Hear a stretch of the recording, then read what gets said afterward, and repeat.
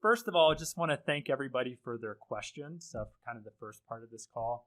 I know hopefully you guys got quite a bit of value from being able to interact with the team. I know that for us, we almost, I would say for sure, get kind of the most value from this call. So we're certainly grateful that you guys took the time out of your day to give us this feedback, let us know kind of what features you're interested in, what's working, what's not. But the second half of the call is going to be kind of the update for new features. So this will be things that have come out over the last 1 to probably 3 months. And we do hope to have this AMA kind of recurring, where maybe every couple months we do it. And we also cover some of the new features that we've released to make sure that you're kind of aware of what's going on, what's changed. So the first one, we'll be kind of coming back in on one of the questions that somebody asked about the new user notifications. So to show you what that looks like, this has been out, I believe, for probably about maybe a month now. Would you guys say maybe a little less for the user? Yeah. So I think a month sounds good. So the scenario is like, what happens if a user has a application open and it needs to be closed in order for the update to apply successfully? So the way that this used to work is we had 2 options. You could either auto close the app or you could skip it. The new feature that we've added is to give you the ability to actually notify the user if it needs to be closed. So the way it works, if you right-click an application, you can do this at the application level, you can do this at the vendor level, or you can do this at the all products level. Now, for this feature, it will mainly make sense at the specific product. So, for example, we know and we document that Notepad++, in order for the update to be applied successfully, it does need to be completely closed and not in use. If you click this documentation link on that Manage Conflicting Processes, we do have a list of products that we are tracking that we do know will not update successfully if the end user has it open. This is a list that we're going to keep building on, but these are ones that we do know will have issues. So, for example, if you wanted to give the user a custom notification, you could say, hey, we have an update that's about to be applied. You can give a certain number for timeouts. By default, it's 5 minutes.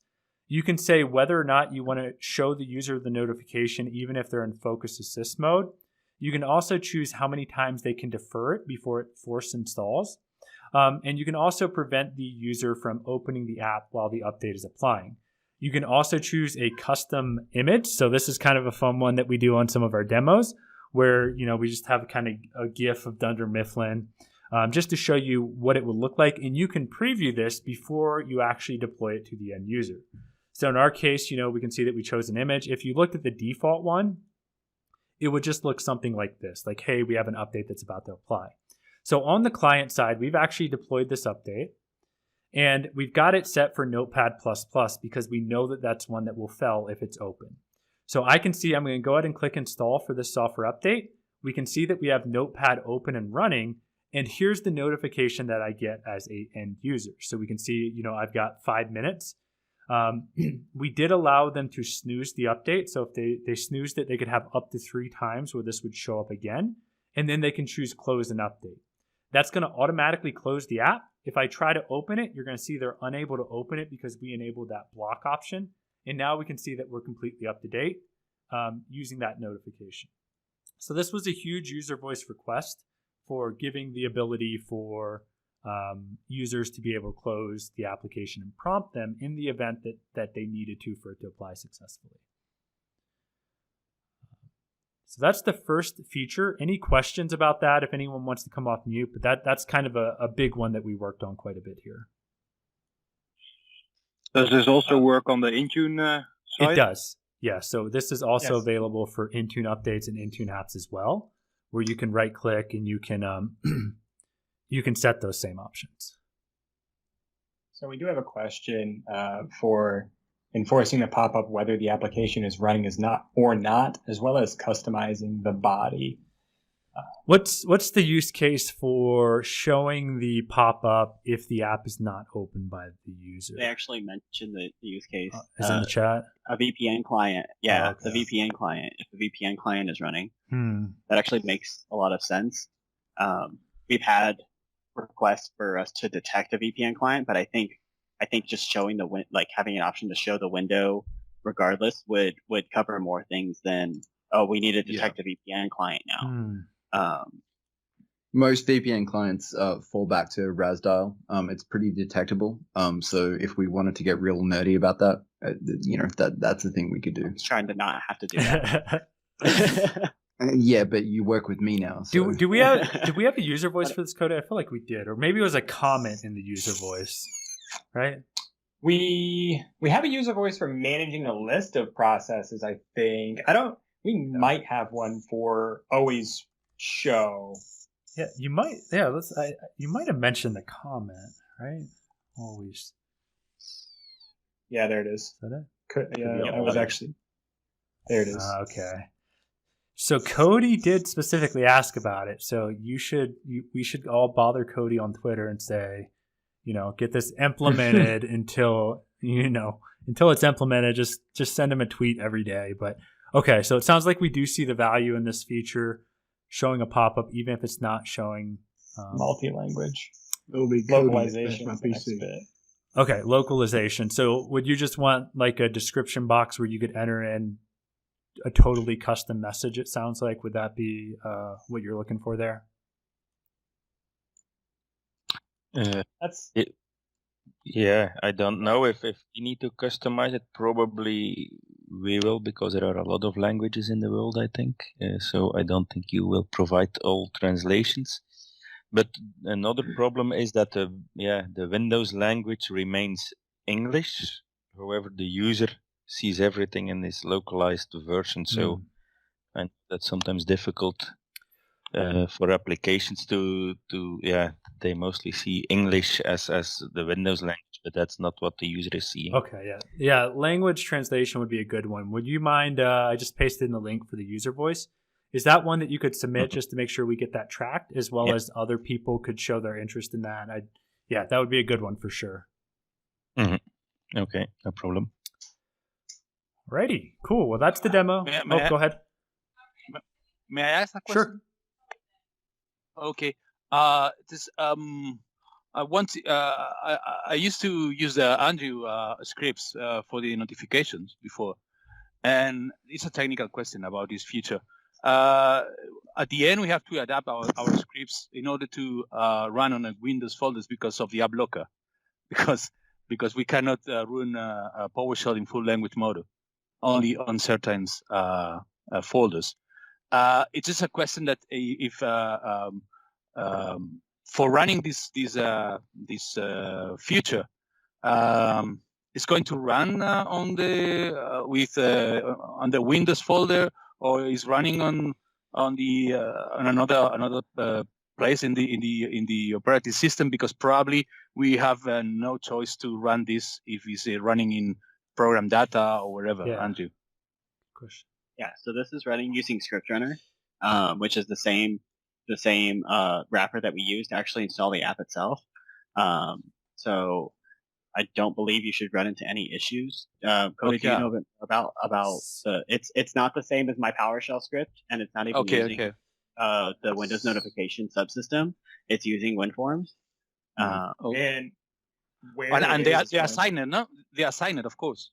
Yes. The ScriptRunner is signed, right? Yeah. Oh yeah, it's signed, and then also it's going to run from a few different locations. It depends. So if it's a Windows update versus a ConfigMan app versus Intune, right? Those all ultimately get extracted out into different places and will run from different places. But yeah, it's signed.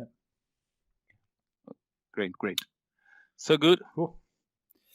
Alrighty, so this is one that Ben coded, so it should be a quick one. Sweet. Wait, what are we talking about? Intune featured app. Oh yeah, that's super easy. So the point here was just to get to, and like one of the big things that I've been doing since I started working at PatchMyPC is I want to make what we've got for Intune at parity to what we've got for ConfigMgr, and this was a pretty obvious one. So we've now just got a right-click option. So any of the products, you can right-click on them, and if you so deem that this application is going to be a featured application within your org, you can select that. And basically what that's going to do is that if you make that application, so this is an important one, it's an application, not an update. If you make that application available through company portal, it will become it will show up in the company portal as a featured application. So it will basically like rise to the top. This will be important if these applications are your like core business apps, things like Zoom, Chrome, one of the 18 different language versions of Firefox. But yeah, so it's a pretty important one. Awesome.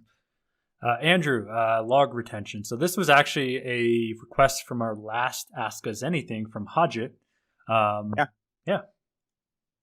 Yeah, so we added this feature, like a month ago. Under the Advanced tab now, if you have the Manage Installation Logging feature turned on, we also have log retention now for those logs. So we default it to 28 days. They have a month to go back and look at those logs. So they shouldn't get too large now. Can you show the Manage Installation feature? I just want to make sure everyone knows what that feature is. This is honestly my favorite feature because I'm asking for logs all day. So please just turn this thing on. So once you turn this on, we'll actually manage the retention for the logs for 28 days. When ScriptRunner runs, it actually cleans up and removes old logs as well. Yeah, so these are basically the vendor logs. I thought I enabled it, but I don't think I did. You didn't have it turned on. So like, for example, if Google Chrome fails and it's an MSI, you could actually go look at the vendor log. So it's super helpful for troubleshooting. So yeah, definitely a good feature so that those folders don't get like too big if you're never cleaning up. Cool. I think this one is me. There's not a whole lot to talk about here. So this was a request. So if you've ever seen kind of the source structure of where our applications get created. So for example, if I go look at my source folder, applications, let's just take a quick look. Hopefully I don't have all these apps installed already. There we go. So we don't have 7-zip currently. So if I click on 7-zip, the use case here was every once in a while we might have technicians that just install applications one-off. So the way that it used to work is you would have to put in a custom parameter in order to actually install the app. So you couldn't just come in and like click our application would work. Now, if we go ahead and launch our app, it's actually going to perform the installation automatically in the background. So, if you did have kind of a one-off and you didn't want to go through the actual vendor's installation silently or manually through the UI, you can just do a quick run our app and then it will automatically install that. There's no additional command lines or things that you have to add. So kind of a niche use case, but it can be quite helpful if you do just want to get something really quick and you don't have to add the /install parameter into our binary anymore. It just happens. All right. Go ahead. You missed something. It will respect the XML configuration if you had MSTs or whatever. That's correct. Yep. Any custom command lines or anything that you had would still be applied. Yep. Okay. There is a second feature on that slide, Justin. Oh, the uninstalls. Go ahead, Cody. Yeah. So go back a slide. So we use ScriptRunner to do our uninstalls of software, and we ultimately parse the uninstall hives in the registry to find uninstallers, but there are actually a few variations of what that looks like. So sometimes installers have a quiet uninstall string in the registry, and that can be taken into consideration.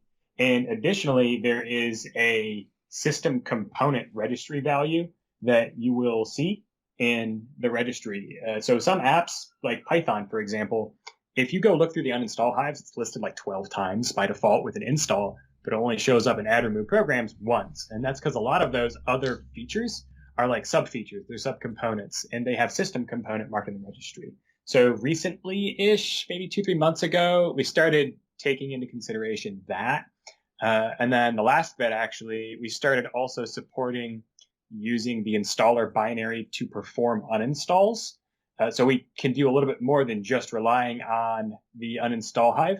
And so kind of all of this combined lets us really expand out the number of apps that we support uninstalls on. I want to say Andrew did a full run through when he generated all of our apps, and there was maybe a dozen apps that we don't support uninstalls on now. So we've really kind of been trying to hammer that down. Yeah, awesome. All right, so this is the feature you coded, Cody. Yeah, so we had a lot of demand for this one. The main driver was because of our Intune updates. And the way our Intune updates work, they use a requirement script in order to determine if they're applicable on a device. So customers were kind of deploying them out widely, and they didn't want them to be immediately shown during enrollment, with autopilot or device enrollment. And so with enrollment status pages, you can associate applications with an enrollment status page, which Justin is trying to. I don't know what I'm doing. Where are these at again? It's under enrollment, Windows enrollment. Okay, here we go. And then within here, you'll see enrollment status pages. So we now actually support managing that association. So you can add them here if you would like. And additionally, we will start carrying them forward. So if you have Google Chrome 88 in your environment managed by PatchMyPC, and then Google Chrome 89 comes out, we're going to make sure that new version is still in that enrollment status page. So you're always going to have the latest version of the applications inside your enrollment status page associations. Everyone knows what enrollment status pages is, right? I just wanted to really be very specific with that because I feel like that's something that a lot of people don't understand. Probably a mix. I know a good amount of our customers are ConfigMan only, so it might not be applicable for everyone. We might do a video or a post about that, but like ESPs are really it's really cool, but it's very simple about what it's doing. I think there's value in doing something about it. Yeah, for sure. Yeah, I think a video would be awesome. I'm also including a link to the ESP feature as well. So if you guys want to check that out, there's some data there. Okay, next up we have Jake. So this will be another quick one. So, you're muted, Jake. Rookie. So, rookie mistake, right? On any ConfigMgr app, I have the option to do a simple right click and specify any requirements, whether it's for a 32-bit OS, for a server, or specifically for workstations. Yes, this was another user voice we had for that one. So yeah, not much to it. You can just set requirements. Yeah. So going into that. Yeah, it cost me 40 minutes to see the requirement when installing the server the other day.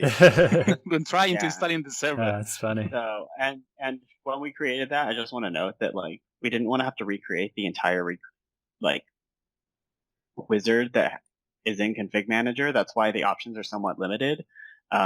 So if there are other specific options you want, let us know. But we really don't look forward to having to recreate the entire requirements wizard within ConfigMgr in our publisher.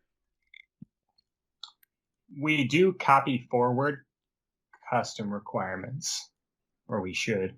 We copy. So if you add a requirement to an application, we do. I tested it. And so we will copy forward custom requirements.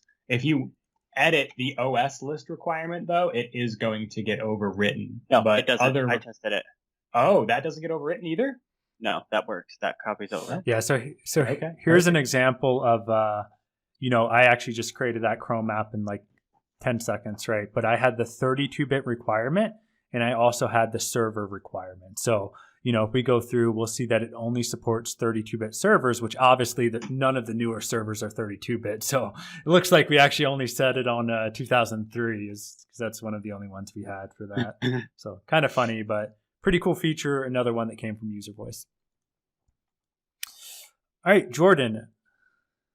All right, so customizable naming conventions for Intune applications. So something that we get a lot of questions about is, can we set customized names? And we do. We actually allow the ability to do that. So if you go in, we actually can. Oh, and this is the other side piece too. Yeah, now, this is the preview. Are you showing the new feature? Yeah, the preview. Yeah, feature. sorry, Okay. I was going to say this is all shiny and new. It's your feature, but it's been bundled into my feature. Yeah. Okay, I see. I was going to say, because this must be in the preview part of the This build. is preview. So we actually let you go ahead and add in these before, and this is right now in its current state. It's a little bit smaller. Basically, the top half of the box exists. The bottom half does not exist, and in the current version, the production one. But you can do all the different variables that you see there, as well as just plain blanket text, and get kind of your own customized naming structure to ensure that the applications follow your desired naming structure for organizations when those apps get created in Intune. Yep. Yeah, that's a quick one. Alrighty. Sweet. Next up, we have special variable. Yep. So this is you, Jake. Yep. So if we go into look at an app, like whether on the ConfigMan side of things here or Intune, doesn't matter. And we go, like, let's say, for example, you've got like a setup.ini file or something like that you need to specify during the installation via the command line. You can now specify the current directory, and then you can make a reference to that setup.ini file in that pre and postscript option and add an additional file. So you could put like your setup.ini in that additional file section, and then reference the current directory in the actual installation command line. Yeah, so this was another user voice. I think there was like an older installer technology that required the full path and it couldn't detect relative. So that was kind of the use case for this one. We did have, before we get to this real quick, someone did ask about assigning admin categories via PMPC, and that's a relatively new feature too, if you want to show that for ConfigMan categories. Yep, that's good. We supported an Intune as well, but there's managed categories, and this is admin and user categories. Yep. So yeah, that is pretty new. Yep. I don't think we've covered that one on anything like this. Yeah. So that will set both admin and user, like Cody was saying there. I think the admin piece of that might have actually been on the last Ask Us Anything, or it was relatively newer than the user categories, right? I think so. Yeah. Alrighty. It's hard to say. Cody, this one was your implementation. Yeah, for sure. So we do offer some SSRS dashboards. They've kind of been chatted about here a little bit. And one of the features that we did add was a new parameter on a few of the top level dashboards. And that's just a deployed yes, no checkbox. Defaults to yes and no. Everything is deployed and is not deployed. So if you are only interested in reporting on updates which you've deployed, then you can set this to yes. And potentially you're going to get a different data set.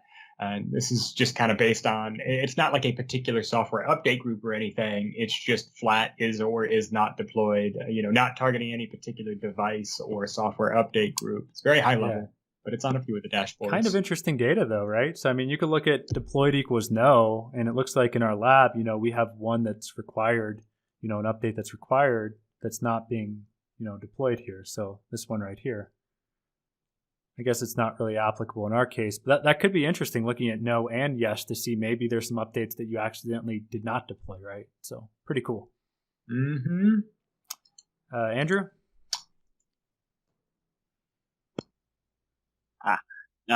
So we added the feature in our Intune update section. Previously, we did not have any of the MSP-based updates, so we've added those. You can actually... let's show off the right-click feature, Justin, where you can show the apps or the right-click. Nope, you're way off. No. Show package. Yeah, show packages. We're in the demo catalog though. Oh no. So here, let me pull. I can get it. Okay. So there's very few apps in our catalog. I want to say maybe 6 or 7 that actually run MSP based installs, and so previously those weren't supported in Intune updates. We've added those as Intune updates. We had utilizing ScriptRunner, and so now if you go in here, you can actually right click. I like this feature too. The big issue here was like MSP updates for things like Adobe were sometimes newer than the base installs. There we go. So now you're able to actually update the Adobe apps through if you're on Intune only. So this was something that we knew we were missing. We only had like the base installs before, and now we are able to support these updates. We also had to split the Adobe product. So you'll see now that you end up having the continuous and the MUI and Intune updates. And we're not completely done with it. We have all the tracks. We'll have all the tracks available in the Intune update section as well. We're waiting for one more feature to roll out to production before we do that. Ready. This Intune icon description. This was the one you coded, Ben. We already did that. Yeah, I guess we did. We already did that. Yeah, we pretty much did that. It's the same concept as the custom name. It's just exposing a little more customization that you currently have available in the Intune portal, but just making it available through our product. So, we've now got the name, we've got description and icon. It's pretty simple. Yeah. Yes, and that was another one to bring kind of feature parity to what we had in ConfigMan apps, where we could have a custom icon. Of course, if you don't set the icon or description, we're going to give you kind of the default. So it's still going to be very user friendly. You're going to get your kind of the default vendor description, icon, keywords like URLs. But just in case there was ever a use case where you did want to customize it, yeah. Exactly. I think my goal here is to get feature parity with ConfigMgr and Intune, and then convince everyone to move to Intune. So, all right, scopes. Be warned. Yeah, I know Intune.training guys are doing pretty good at making sure the resources are out there for how to do Intune. So I know we've got Jake and Ben both on the team now. So kind of taking a lot of the guys over on that YouTube channel. Exactly. All right, so this was Intune scopes. Cody, do you want to talk about it? I know you coded. I had it for me, but Oh yeah. So this was a relatively recent request, but the code behind is somewhat similar to some of the other features. There was a caveat that kind of caught us by surprise, but you can have scopes which are used for role-based access within Intune, and we now support being able to go ahead and manage those on the applications within Intune. So if you want to associate the scope with an app, you can select that within the publisher. And then during a sync, we will add those scope tags. But something we also will do, and something we try to do, is we'll carry those forward. So if you've already been managing scope tags on your applications in Intune, you're now going to be able to have those copied forward as well when we create new versions of applications. Oh, this is funny. I don't think any of the labs I have open today have the registration updated to give us the permission. Let me see. Did you have in your demo 4 tenant? Does that have the permissions coded? Demo 4 has it. And this is currently preview as well. So just be aware, if you're not on the preview channel, you will not see this. If you do want to opt into preview channels, you can do that in the About tab, and then you'll be able to see the scope tag feature. So let's see if... there we go. Yep. You can also, after you update to preview, you can uncheck the preview box, and you'll be back to... And you won't be automatically pushed back, but you'll get the next latest production that's available next time. So if you want to just test one feature, you can do that easily. Cool. Alrighty. Let's go next. Only a couple more left, and then we'll see if there's any questions. I know we're just about near the end. No, that was the end. Cool. Any other questions before we drop off? Hopefully, kind of the demo feature, was that helpful, kind of seeing what's new in the past couple months? I think we'll probably keep doing that on all our AMAs, but we do have a couple people. Brian, if you want to come off on mute. Yeah, well, you were looking at the add customization pre and post scripts. Is it possible to create multiple instances? So we've got one group that has one customization. Yeah, so good question. Not today, but we do know it's a big use case. So I think do we have a user voice specifically for it? I think we might. Yeah, we do. We do. Yeah. So can you paste that in? So it keeps me up at night. Find it. No, so this is an interesting one. I had a decently lengthy conversation with a customer about being able to start maintaining multiple instances of each application, right? Multiple configs. And it makes sense for whether it's, organizations that have a bunch of suborgs that have different license keys. Maybe you want to localize names and descriptions. Maybe just in general, different scope tags is another huge one, right? Scope tags are really valuable when we start auto creating your apps that are already scoped out to your various orgs. So we definitely know the use case. it's something we definitely intend to add in is multi-config. Just a little bit of engineering work there, right? We've got to restructure how we start identifying what's published, what configs are set on what apps. But yeah, for sure. What about pre and post scripts for uninstalls, not just installs? One I think is a user voice. I want to say it's marked Good plan. one. Yeah, I think it's on the. It's marked I plan. think it's on the roadmap. I think you're right, Cody. Let's take a look. Yeah. It might have even been marked. Is the use case for that just extra cleanup? Probably. Correct. Yeah. Okay. Yeah, it makes sense. And also, I think manage conflicting processes is another one for uninstalls that wouldn't even run, right? I don't think. So there's some. Yeah, so we actually had it on the roadmap for this month. With some of the changes to the scope tags that we've been working on, as well as the Intune or the config manager retain apps, I think it's unlikely that we'll implement it this month. But I think we'll probably realistically be able to maybe push it to April and hopefully get that implemented. I see 2 user voices for the multi-config bits. I'm just going to go ahead and paste both of those. So let me get both of them. I'm going to put those in the chat if you guys want to add votes or comments for use cases, right? The more information we have, we can account for those when we develop the feature. We don't want to miss something. So if there's something that you guys think would be valuable, let us know. Right. Kent, do you want to come off on mute?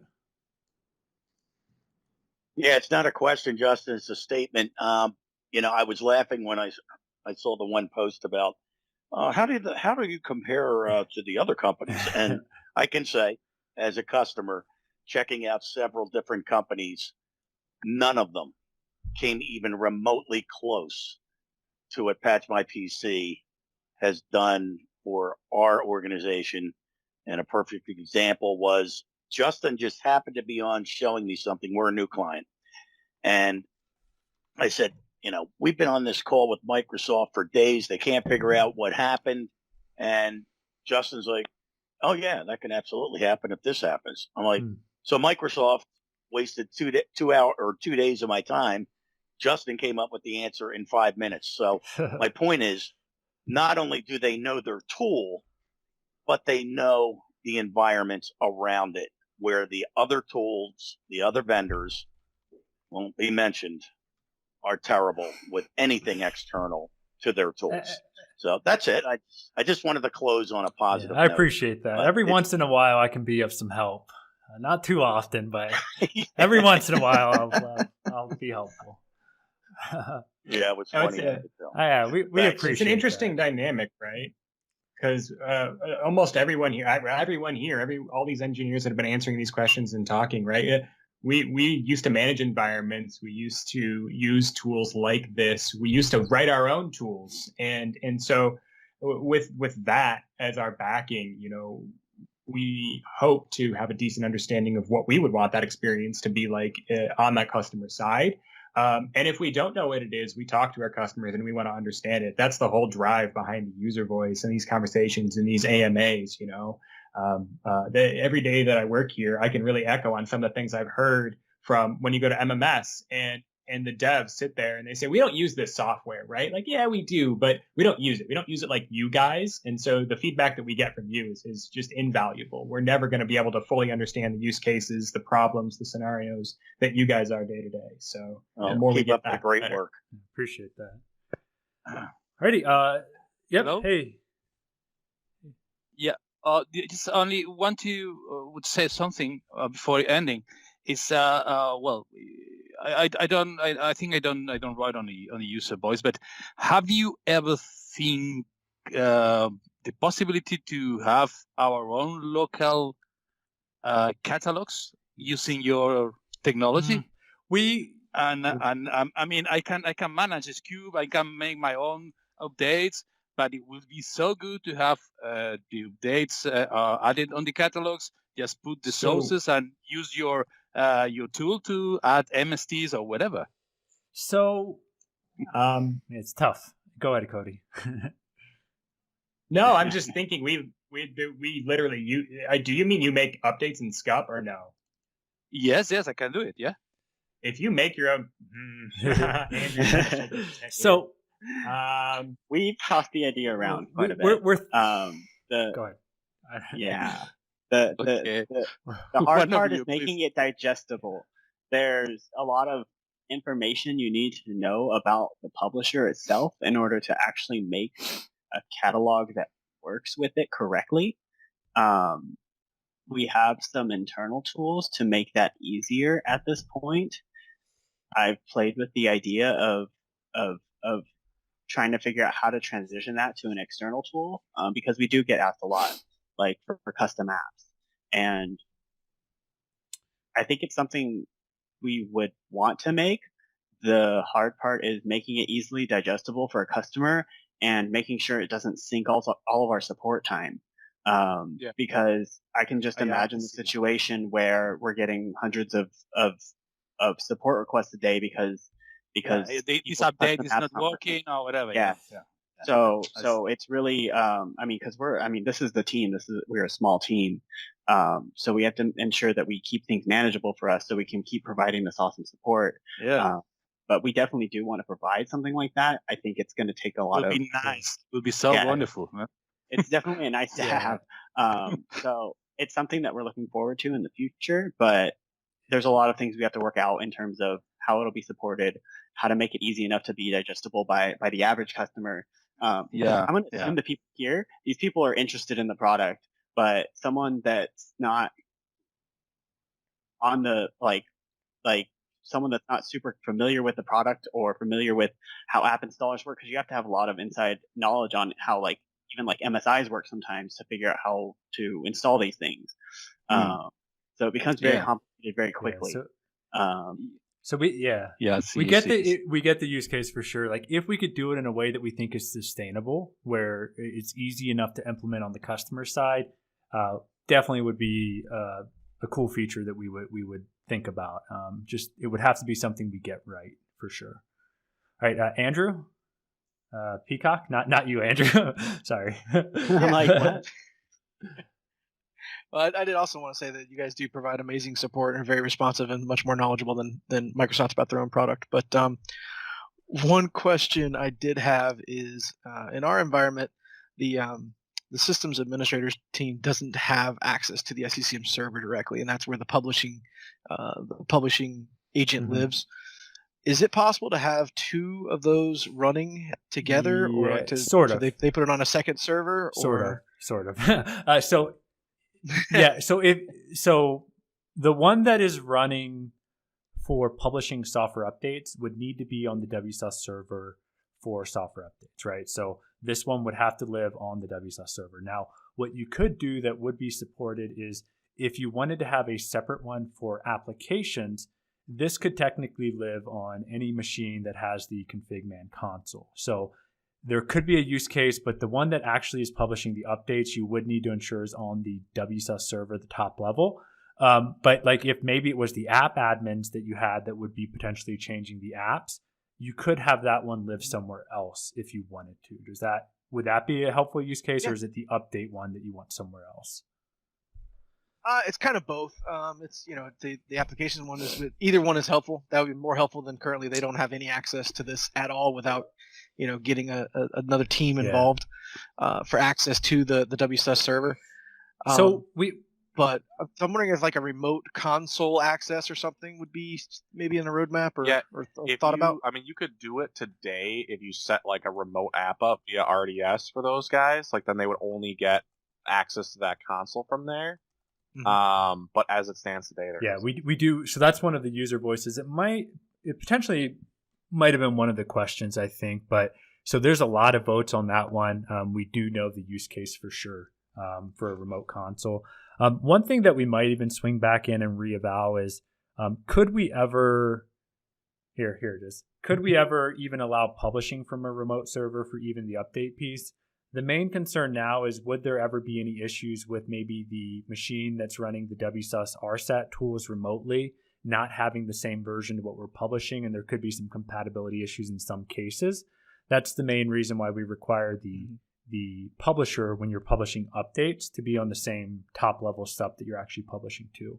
But we could do some research and maybe reevaluate that to see if we can handle that maybe better in the future as well. Yeah, I know the end goal should probably be something like right click. Yeah, for sure. All right, let's take maybe this one last one. Do you want to come off on mute, go prep? Hopefully. Yep. So I think this was probably discussed earlier on in this discussion about so if I have an application and I do some customizations in ConfigMgr and PatchMyPC updates that, so the customizations would still be retained, right? I kind of got it partially. Do you know a list of everything we copy over, Cody? Oh man, I could try to speak to it, but David might speak to it a little bit better. Definitely requirements. We try to carry, as customers have mentioned it, we do our best to continue to carry over custom configs. If you find one that doesn't carry over, let us know. That's what I could speak to. Yeah, I think that's the big thing. Like, let's say, and like it might do this today, but let's say custom return code. Let's say you added something and then you determine it's not carried over when we update it. Just let us know. But I think most of the key things we carry over today if you update it directly in ConfigMan. But if there's something that doesn't, just let us know and we could certainly add it. Okay, looks like there's no raised hands. I do want to thank everybody for joining. Hopefully this was insightful for you guys to maybe interact directly with us. Our last one was about a month and a half ago. We don't have a specific cadence on what we're doing. Probably every 2 to 3 months, maybe a little more in some cases, we are going to have these AMAs and kind of feature demos. So keep an eye on our Twitter account, our social media. Yeah, I hope to see you guys all again. And thanks for all the feedback.